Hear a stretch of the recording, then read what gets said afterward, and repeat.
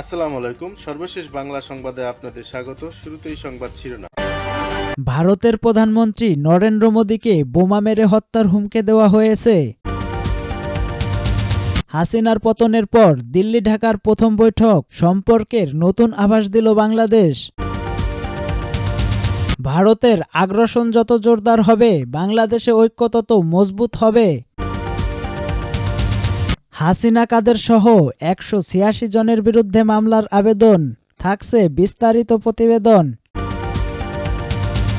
ভারতের প্রধানমন্ত্রী নরেন্দ্র মোদীকে বোমা মেরে হত্যার হুমকি দেওয়া হয়েছে। শনিবার 7 ডিসেম্বর মুম্বাই পুলিশের কাছে হোয়াটসঅ্যাপে এ ধরনের একটি বার্তা পাঠানো হয়েছে বলে জানিয়েছে দেশটির বেশ কিছু সংবাদ মাধ্যম। হুমকির বার্তাটি রাজস্থানের আজিম এলাকা থেকে এসেছে বলে চিহ্নিত করেছে পুলিশ। সেই সঙ্গে মুম্বাই পুলিশের একটি দল ওই এলাকায় অভিযুক্তকে ধরার জন্য রওনাও হয়েছে। সংবাদ সংস্থা পিটিআই এর প্রতিবেদনে বলা হয়েছে, বার্তায় পাকিস্তানি গোয়েন্দা সংস্থা আইএসআই এর নাম উল্লেখ করা হয়েছে এবং মোদীকে বোমা বিস্ফোরণের মাধ্যমে হত্যার পরিকল্পনার কথা জানানো হয়েছে। প্রাথমিকভাবে তদন্তকারীরা ধারণা করেছেন, অভিযুক্তের মানসিক সমস্যা থাকতে পারে অথবা মাতাল অবস্থায় এমন বার্তা পাঠানো হতে পারে, তবে বিষয়টি খতিয়ে দেখা হচ্ছে। এর আগে মুম্বাই ট্রাফিক পুলিশের হেল্পলাইন নাম্বারে একাধিক ভুয়া হুমকির বার্তা এসেছে, যার মধ্যে সম্প্রতি সালমান খানকে হত্যার হুমকিও অন্তর্ভুক্ত ছিল। এ ঘটনায় মুম্বাই থানায় এফআইআর দায়ের করা হয়েছে এবং পুলিশ তদন্ত শুরু করেছে। এর আগে বহুবার বহুজনকে হুমকি দিয়ে ভুয়া বার্তা এসেছে মুম্বাই ট্রাফিক পুলিশের হেল্পলাইন নাম্বারে। হাসিনার পতনের পর দিল্লি ঢাকার প্রথম বৈঠক সম্পর্কের নতুন আভাস দিল বাংলাদেশ। 5 আগস্ট শেখ হাসিনা সরকারের পতন হয়। এরপরে এই প্রথম দিল্লি এবং ঢাকার মধ্যে কূটনৈতিক স্তরে বৈঠক হচ্ছে। ভারত বাংলাদেশ কূটনৈতিক টানাপোড়েনের আবহে সোমবার ঢাকায় যাচ্ছেন ভারতের বিদেশি সচিব বিক্রম মিস্ত্রি। দুদেশের বিদেশ সচিব পর্যায়ের বৈঠক হওয়ার কথা রয়েছে। উদ্ভূত পরিস্থিতিতে ঢাকার ওই বৈঠকে কোন কোন বিষয় নিয়ে আলোচনা হবে তা নিয়ে কৌতূহলের জন্ম নিয়েছে এই দুই দেশেই। আগামী দিনে ভারতের সঙ্গে কূটনৈতিক সম্পর্ক কেমন চাইছে বাংলাদেশ, রবিবারই তার আভাস দিয়েছে সে দেশের তদারকি সরকারের বিদেশ উপদেষ্টা তৌহিদ হোসেন। তার মতে 5 আগস্ট হাসিনা পতনের পর থেকে দুদেশের সম্পর্ক গুণগত মান পরিবর্তন হয়েছে, তা মেনে নিয়েই দুদেশের সম্পর্ককে এগিয়ে যেতে হবে বলে মনে করেছেন তৌহিদ। হাসিনার পতনের পর বাংলাদেশে অঘোষিত প্রধান রাজনৈতিক দল হিসেবে উঠে এসেছে বিএনপি। হাসিনার ভারতের সাময়িক আশ্রয় নেওয়া নিয়ে অসন্তোষ রয়েছে তাদের মনে। রবিবার ভারতীয় দূতাবাসে জমা দেওয়া স্মারকলিপিতেও সে কথা জানিয়েছে খালেদা জিয়ার দল।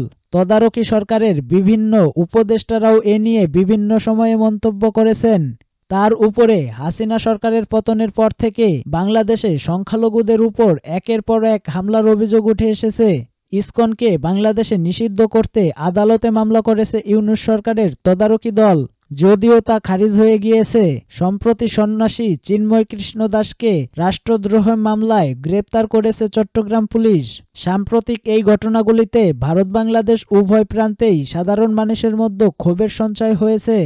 সম্প্রতি ত্রিপুরার আগরতলায় নিরাপত্তা বেষ্টনী অতিক্রম করে বাংলাদেশের সহকারী দূতাবাসের ভিতরে প্রবেশ করে একদল মানুষ। ওই ঘটনায় সঙ্গে সঙ্গে নিন্দা জানায় বিদেশ মন্ত্রক। অন্তত 7 জনকে গ্রেপ্তারও করা হয়েছে, নিলম্বিত হয়েছে 3 পুলিশ কর্মকর্তাও। ওই ঘটনার কিছুদিন আগেই কলকাতায় বাংলাদেশের উপদূতাবাসের কাছেও বিক্ষোভ হয়েছে, যদিও বিক্ষোভকারীদের উপদূতাবাস থেকে কিছুটা দূরেই আটকে দেয় পুলিশ। পরপর এই ঘটনাগুলির মাঝেই কলকাতা ও ত্রিপুরা থেকে কূটনৈতিক মিশনের প্রধানদের বাংলাদেশে ডেকে পাঠায় ইউনূসের প্রশাসন। উপস্থিতি নিয়ে খোঁজখবর নিয়েছে। সেক্ষেত্রে সোমবার বিদেশি সচিব পর্যায়ের বৈঠক এই বিষয়গুলো নিয়ে আলোচনা হয় কিনা তা নিয়ে কৌতূহল দানা বেঁধেছে। ভারতের আগ্রাসন যত জোরদার হবে, বাংলাদেশে ঐক্য তত মজবুত হবে। জামায়াত ইসলামীর নায়েবে আমির অধ্যাপক মুজিবুর রহমান বলেছেন, ভারতের বোঝা উচিত তাদের আগ্রাসন যত জোরদার হবে, বাংলাদেশের ঐক্য তত মজবুত হবে। রবিবার জাতীয় প্রেস ক্লাবের তোফাজ্জল হোসেন মানিক মিয়া হলে গণশক্তি সভা আয়োজিত বাংলাদেশ বিরোধী প্রচারণা বা সাম্প্রদায়িক উস্কানি শীর্ষক মতবিনিময় সভায় তিনি এসব কথা বলেন। অধ্যাপক মুজিবুর রহমান বলেন, ৫ আগস্টের পর থেকে সবগুলো দলের প্রধান উপদেষ্টাকে বলেছেন, আমরা দেশের জন্য জীবন দিতে পারি। বাংলাদেশের উপর যে আগ্রাসন চলছে তা আমরা মেনে নিতে পারি না। আমরা সবাই শহীদ হতে রাজি আছি, কিন্তু প্রতিবেশী দেশের এই আগ্রাসন মেনে নিতে পারি না।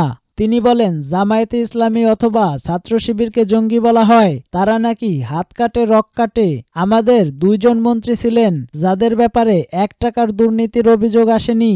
ইসলাম যদি খারাপ হয়, জঙ্গি হয়, মানুষ মারে, তাহলে তারা তো আকাম কুকাম করার কথা, কিন্তু তাদের কোনো দুর্নীতি পাওয়া যায়নি। শিবিরের সদস্যরা তো বিড়ি খায় না, মদ খায় না, কোনো মানুষের টাকা ছিনতাই করে না, চরিত্র খারাপ নয়, সবসময় নামাজ পড়ে, মানুষকে ভালো কথা বলে। তিনি বলেন, যারা আয়নাঘর, গায়েবী মামলা সহ বিভিন্নভাবে মানুষের উপর অত্যাচার, জুলুম নির্যাতন করেছে, তারা এখন দেশ থেকে পালিয়ে গেছে। জুলুম করে জালেম পালিয়েছে। তারা চায় ৫ আগস্টের অভ্যুত্থান যাতে ব্যর্থ হয়, অন্তর্বর্তী সরকার যাতে কোনো ধরনের কাজ করতে না পারে এবং দেশকে অস্থিতিশীল করার জন্য তারা সব ধরনের ষড়যন্ত্র করছে। বাংলাদেশের মানুষ তাদের অধিকার আদায়ের জন্য চিরদিন ঐক্যবদ্ধ ছিল। আগামী দিনেও ঐক্যবদ্ধ হয়ে তারা দেশকে রক্ষা করবে। জামায়াতের এই নায়েবি আমির বলেন, পতিত স্বৈরাচার একবার পতন হওয়ার পরে আবারও এসে জেকে বসেছে এরকম ইতিহাস নেই। যে পালিয়েছে সে আর ফিরে আসতে পারবে না।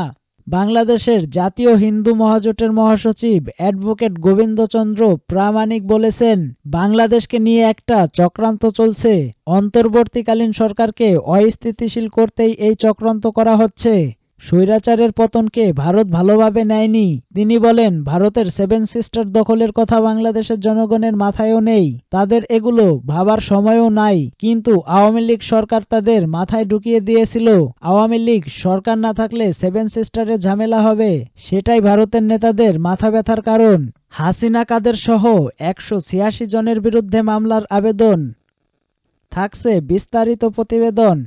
বৈষম্যবিরোধী ছাত্র আন্দোলন চলাকালীন উত্তরা পূর্ব থানার ঢাকা ময়মনসিংহ সড়কের আলী হুসাইন নামে এক ব্যক্তি গুলিতে নিহত হওয়ার ঘটনাকে সাবেক প্রধানমন্ত্রী শেখ হাসিনা, সাবেক সড়ক পরিবহন ও সেতুমন্ত্রী উবাইদুল কাদের সহ ১৮৬ জনের বিরুদ্ধে মামলার আবেদন করা হয়েছে।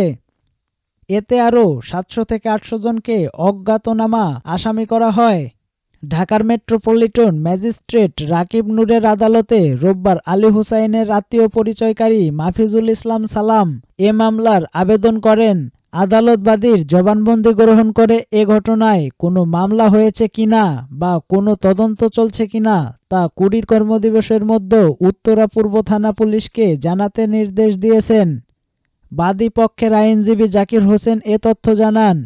মামলার আবেদনে অন্য আসামিরা হলেন সাবেক মন্ত্রী আসাদুজ্জামান খান কামাল, আনিসুল হক, মোহাম্মদ আলী আরাফাত, সাবেক মেয়র আতিকুল ইসলাম, সাবেক সংসদ সদস্য খসরু চৌধুরী, হাবিব হাসান, সাবেক আইজিপি চৌধুরী আব্দুল্লাহ আল মামুন, সাবেক ডিএমপি কমিশনার হাবিবুর রহমান, সাবেক ডিবি প্রধান হারুন আর রশিদ, বিপ্লব কুমার সরকার।